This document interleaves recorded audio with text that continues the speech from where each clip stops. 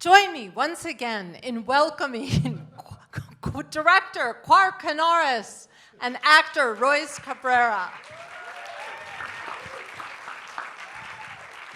We have runners on both sides, and we ask. A picture. Okay, well, they're taking a photo. One without the selfie. Yeah. Runners on both sides. And then one Gen Z selfie. Gen Z selfie. Karen, join us. Okay.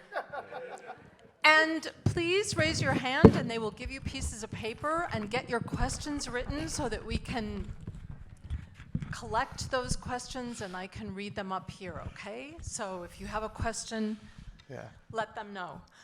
Thanks again for staying up so late, guys. So want to acknowledge Ryan Willard over there. He was my cousin who lives in New York. He was the first boyfriend of Jansen in the very beginning. Not a very nice man. Yeah. Shot himself in, Upper East for that scene. We have to start with you, Royce. It's the first time you've seen the film. What did you think? Yeah, like Direct Quark said, first of all, I would like to thank all of you, appreciated all the efforts. All of you stayed here, watched the movie. This is also my first time I'm seeing the movie. So, what you reacted, also the same with me. Of all the scene, we surprised, we laughed, so yeah. And yeah, thank you. It's a pleasure to be here, yeah. That's pretty subdued for such an amazing performance.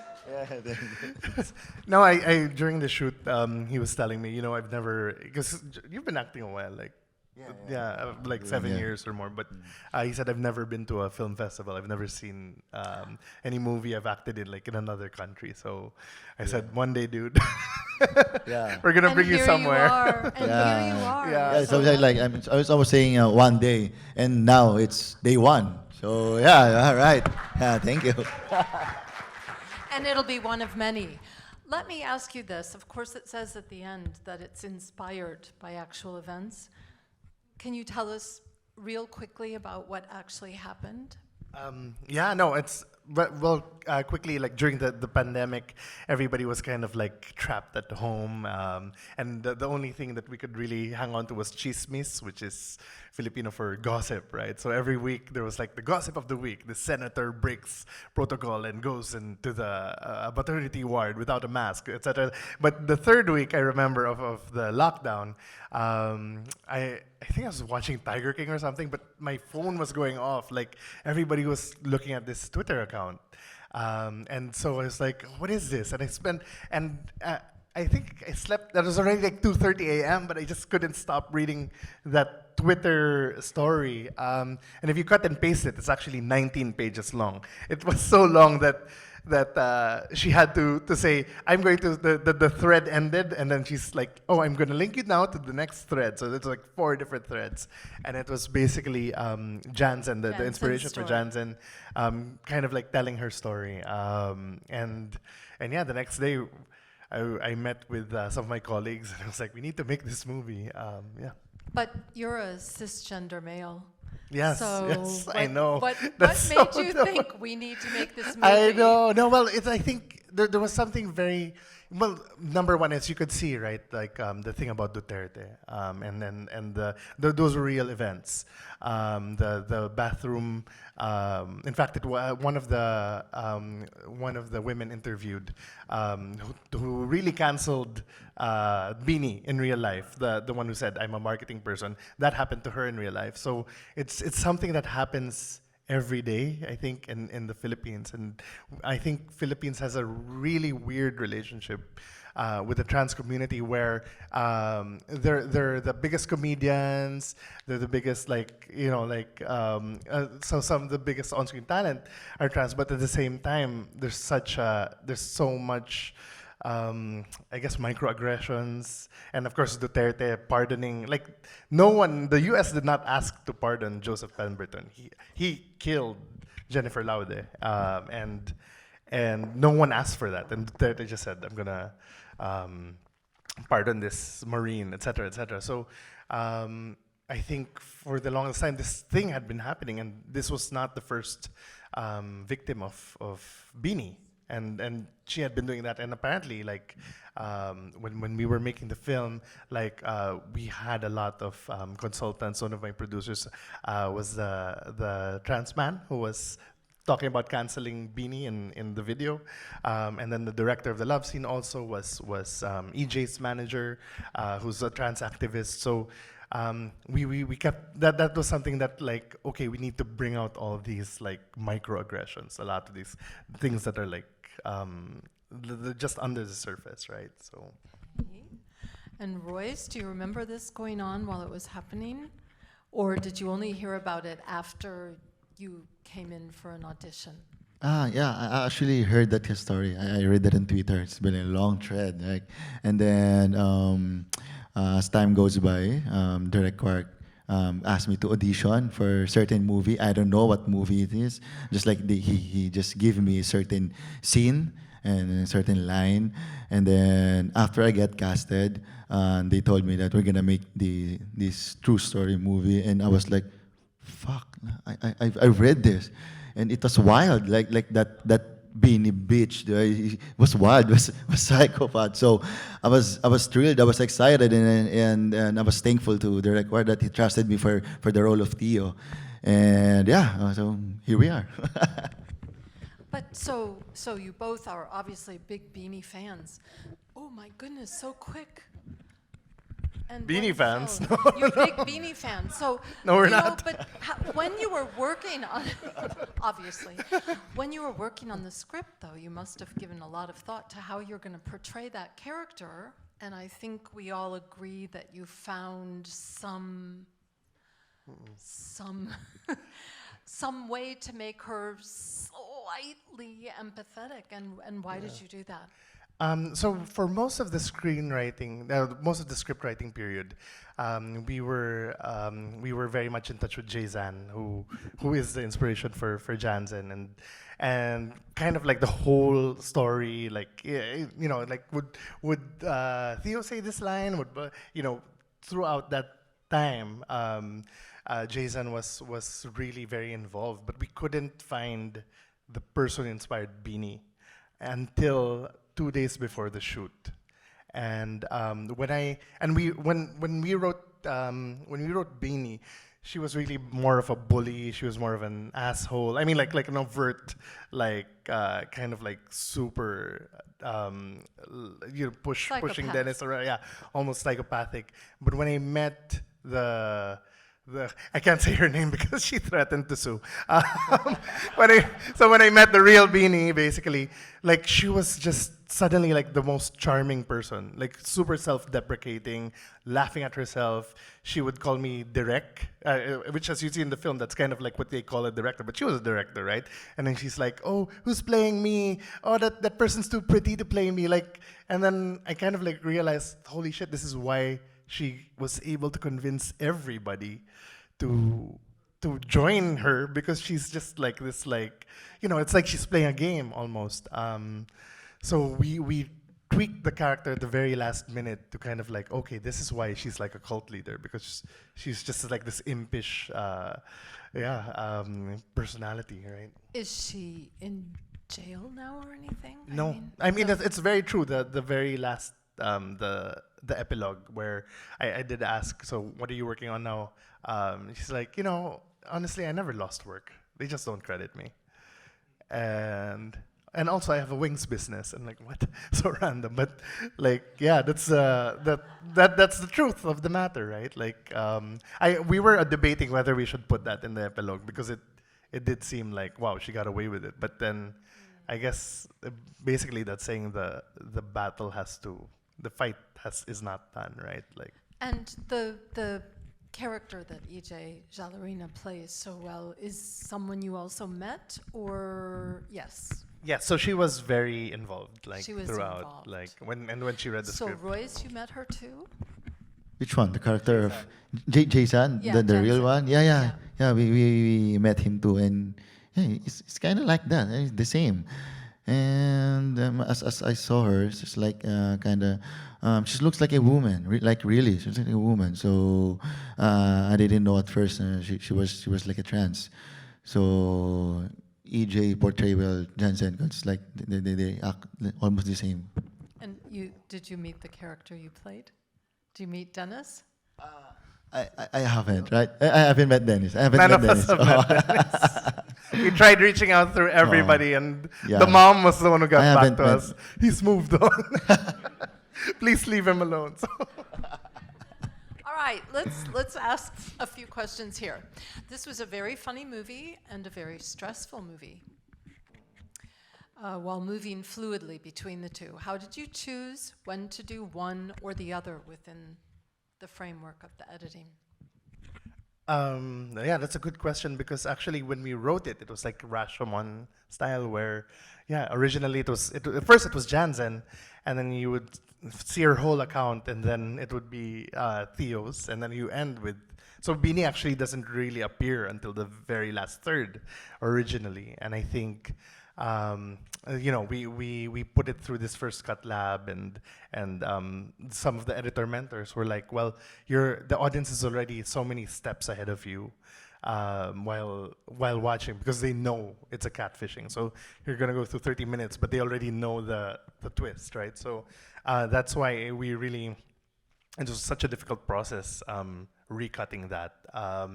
And thankfully, the editor Ben Tolentino, he's just super great, and we had the mentor like Benedict Mirget, who's a Triangle of Sadness editor. He was our mentor, and yeah, so it was like at least, and also someone who was distant, right, from the film and didn't know the real story. So I think something that was important to me was kind of like at certain points you feel like the excitement Beanie is feeling, and then you feel dirty about yourself for I think when we were all giggling, we also thought, oh God, that's so awful. yeah, because also it's like the big question was, why did they do this, right? Why did they spend 6 months doing this? They bought her dinner, they paid for her hotel room, like, and I guess like, right? So it didn't make sense. So that's the segue to the next question. Is there a backstory for Beanie's animosity towards trans people? So she did say that she was bullied, right? But I think that's a lie. That's I think because it came there were many people who came out after, and it was all sorts of genders and sexual identities, and so it was just really, she just loved it, and what's really disturbing is that whole thing, like my authentic self, like I think she even said that while I was talking to her, like now I can be my authentic self, I'm in a good place right now, blah blah blah, and she seemed really sorry, but then when she was recounting the stuff, you could see suddenly like she was like reliving it and kind of like in glee. So so it's like, oh man, this is like really disturbing. So I don't think there's a definite.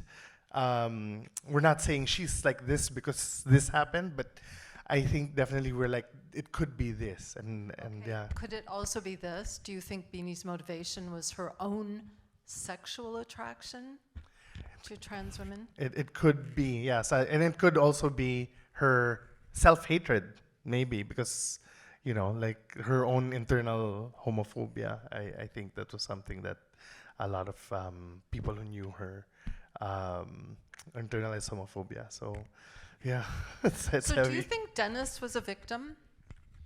Yeah. Yeah? Yeah, I agree. Really? She's a victim. I mean, I'm a victim too. Theo is a victim too. He keeps on fighting for that. Yeah, but I think, just like Johnson said in the movie, she just wants to be loved. So she's not her fault of what we've been doing to her, what they're receiving for what they've done. Yeah, if you look at the original footage, the interview with the reporter, it's kind of like word for word, with the inspiration for Theo, and then also that scene where he enters the hotel room and knocks on the door, like we totally recreated that. So that really happened in real life. So this Idol in Action, it's a real TV show in the Philippines? I or- think, well, it's Montulfo. If you look for Jayzan, Jayzan catfishing Montulfo or something, like you'll see the real interview. That's real. Oh, I know. I don't. No, thanks. I think this was enough for me. Yeah. So, do you? Oh gosh, I'm dropping them here. Sorry. If you could talk a little bit, I know there's that one on the floor. It's calling our name. If you could talk a little bit about the moral aspects of the film and how it reflects your own personal beliefs, I think both of you should answer that. Take it away. Go, Royce. No, go. No, I think, yeah, like we wanted to. This is actually the first. I was telling people, like, I was really terrified, and I'm always this is the only movie where I'm like terrified at each screening, because this is the first time I've really tried to be. This is my seventh movie, I think, and the first time I've actually tried to be political, where I've actually tried to say something, and yeah, I acknowledge that. Okay, like a cishet dude. And so even during the creative process, like, we didn't want to be like, this is, outwardly like telling the audience that this is how they should feel and whatever. So we wanted to kind of create the space for you to make like your own decisions about these characters, and like that Theo, a victim question, for example, right? Like, obviously, he's more impoverished, and he was really in need of money, and did he enjoy it? So, yeah, more moralistically, we didn't want to be too overt, but I think at the same time, we really wanted to ask the tough questions, right? Especially when it came to transphobia and homophobia in general.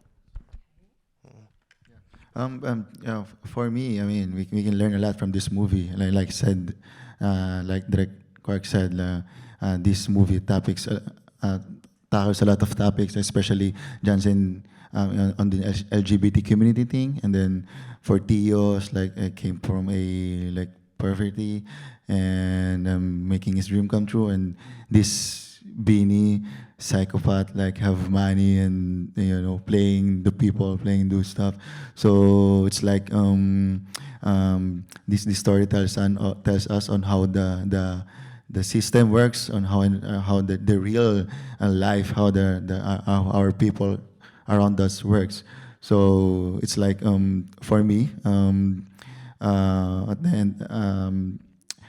For me, like, we must to respect each other life, belief, and on how he was, on how he really was, and like let's not play the life of each other. I mean, if you really want to help that person, I mean, help in him in a nicer way. Don't play with him or don't use him just to fulfill your like wants or needs in life. Yeah. And related to that, here's a question for you, Royce. How did you prepare to play such a funny himbo? And it's signed, "Love you." You know what? I feel so comfortable with you. I think it's fate. No. Yeah. Well. Anyway. I forgot the question too. So how do I prepare? How do I prepare? How do I prepare? So it was like, well, as an actor, I mean, it's our assignment to do the study, do the research. Especially this is a true story, so I made the research about that guy. I study how he move, how he looks, or how he do his hairstyle, or how he open her mouth. Like, I'm just this being actor. I'm being more observant, so I can act the way he act in real life. So I can portray the character not perfectly, but almost perfect to what he really is in real life. So, and with the guidance of Direct and the other staff of production, and also my co-actors, I see I did it well. Like, and so yeah, that's it. It's fate. And not typecasting or anything. Okay. All right. I'm afraid this is going to be the final question. The movie veers dangerously close to making Beanie a sympathetic character, and it almost seemed like there was going to be a Hollywood-style redemption story, or even the seeds of a weird love triangle. How did you resist this and keep Beanie on track as a villain? No, we really like. I think the creative director of the studio who produced that at first was like, "Oh, we should make this a love triangle, and we should make," but you know, we really found ourselves attracted to this story for a reason, right? And there's something about it, and I didn't want to veer away from the real text. And what actually we wrestled with was, again, like saying, should we say that Beanie almost kind of got away with it, right? Because she's basically still doing her work and is getting paid, but just not being credited. Or should we make it like a happy ending where Beanie is totally canceled? But I think, as you can see, I think maybe towards the end of, like after Jansen attacks Beanie, it gets a little uncomfortable, and you see the Duterte scenes, and you see the bathroom scene, and it's like we wanted to keep people wondering about, you know, like what's happening to the trans community. Like there was last week, right? A drag queen was threatened to be jailed because she dressed up like Jesus and was doing the Lord's Prayer and a drag show, but that was like a national incident, and you know, and look at that. I mean, with all the theft and the thievery and all the killings going on that the government themselves are doing, suddenly they're just like focusing on like sending a drag queen to jail for, you know, so it's still going on, right? And yeah. But there is a happy ending, really, because the Jansen, of course, sort of grows up and starts becoming politically active and seems like helping to unite the community and everyone. Oh my God, Karen, I'm glad you said that, Yeah, because but we weren't yeah. sure. Because that was definitely what Isn't the that what ending was happened? about. Yeah. That's what I saw anyway. Yeah, because it was her political awakening, because like it's weird now talking about like what the movie means and stuff, but if you notice, they talked about the bathroom issue earlier in the film, and she was like, oh, poor her. Anyway, about Theo, blah, blah, blah. So Jayzan herself is actually not political, does not want to involve herself in LGBTQI plus issues, et cetera, but we really wanted Jansen to do that, to kind of like her call to action, her call to, you know, call to arms, and so I'm glad you saw that, because yeah. I think everyone saw that, and they also saw a lot more wonderful, wonderful film. Where's your next stop? The Philippines. We're gonna finally premiere in the Philippines in a few That's weeks. great. So. Or Cinemalaya, yay! And you'll have everyone there then, right? Yes, yes. Everyone. Yeah. And will you wear your That thing wings? with the wings. Thank you both so Thank you. much for coming Thank to you, New thank you York so and much. sharing this great film with us. Thank you, guys. Thank you Quark everyone. Thank Henares, you. Royce Cabrera, thank It was a great you so pleasure. much. Thank you.